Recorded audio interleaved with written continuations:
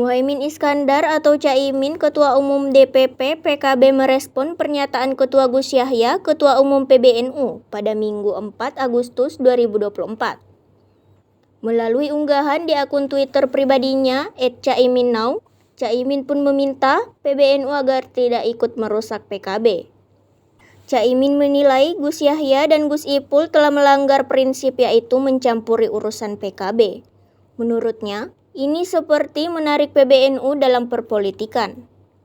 Selain itu, Caimin juga menegaskan bahwa dirinya telah berhasil membawa PKB berprestasi pada pemilu 2024. Pada pemilu 2024, PKB meraih suara sebanyak 16,1 juta atau 10,65%. Dari perolehan ini, PKB naik 0,93% dari pemilu 2019 lalu yang meraih 13,5 juta atau 9,69%. Ia mengatakan keberhasilan ini karena kader-kader tidak lagi bergantung pada siapapun. Sebelumnya, Gus Yahya memberikan pernyataan hubungan antara PBNU dan PKB ibarat sebuah mobil dan pabrik mobil. Pernyataan itu disampaikan Gus Yahya pada saat ditanya wartawan mengenai kasus PKB pada Sabtu, 3 Agustus 2024. Menurutnya, jika pabrik mobil menemukan masalah, maka pabrik akan melakukan penarikan untuk perbaikan.